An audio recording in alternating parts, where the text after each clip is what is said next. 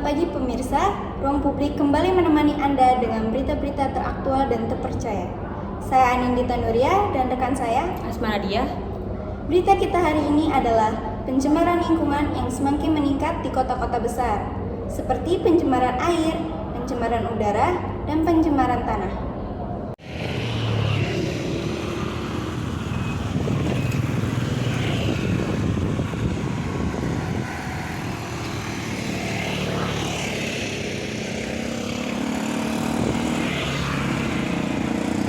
Oke, baik. Terima kasih atas waktunya. Di sini saya bersama Mas Ahdan. Bagaimana pendapat Anda tentang foto pencemaran lingkungan ini? Oke, nah, jadi menurut pendapat saya itu yang pertama itu tidak enak dipandang karena akan mengganggu gitu. Tempat ini itu tidak seharusnya sebagai tempat pembuangan sampah. Nah, kita itu harus membuang sampah itu pada tempatnya seperti TPS dan yang lain. Nah, selain itu juga ini tuh dapat menyebabkan polusi pencemaran tanah dan juga pencemaran udara karena baunya. Oke, baik. Untuk pertanyaan selanjutnya, bagaimana solusi Anda jika ini terjadi di sekitar lingkungan Anda? Nah, kita itu kan hanya warga biasa ya, bukan seperti pejabat dan para petinggi-petinggi lainnya. Misalkan kita mempunyai cukup hak, mungkin saya sendiri akan melakukan seperti kampanye dan hal-hal lain yang dapat menghimbau dan mengajak masyarakat untuk berhenti membuang sampah sembarangan dan mulai untuk memilah dan memilih sampah dan membuangnya ke tempat yang seharusnya seperti TPS.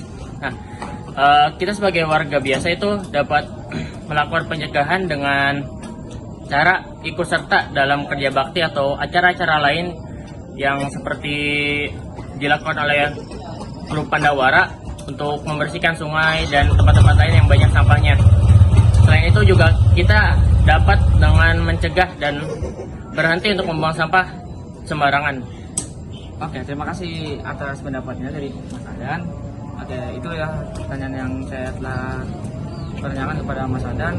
Oke, kita akan kembali lagi ke studio. Terima kasih reporter Yusuf. Berita selanjutnya adalah pencemaran udara yang sedang meningkat di daerah Jakarta.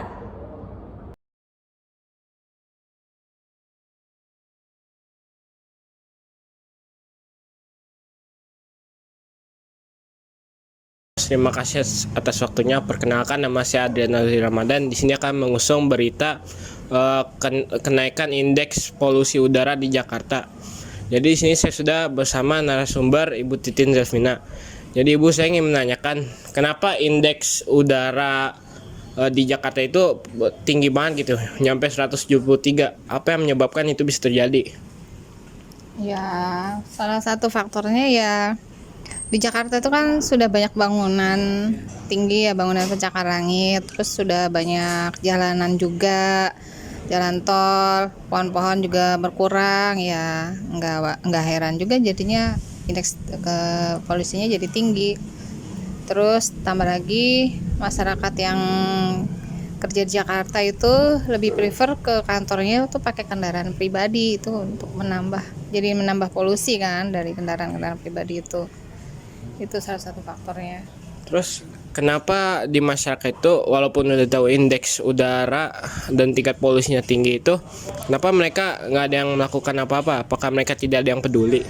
Ya mereka peduli sih sebenarnya kan, mereka terganggu juga pulang pergi kerja di kantor itu udaranya berpolusi. Mereka juga inginnya Jakarta itu lebih sehat udaranya.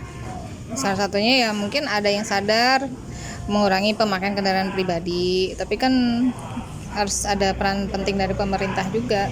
Itu nggak seberapa ya kalau misalnya cuma perorangan doang. Iya, harus ada aksi juga dari pemerintah, misalnya dikasih solusi apa gitu, atau reboisasi atau penanaman pohon atau apalah, atau penerapan WFH juga bisa juga. Jadi cara absolutnya untuk mengatasi polusi udara dan indeks udara ini bagaimana, Bu? Cara solusinya ya dengan ini pemerintah kali ya.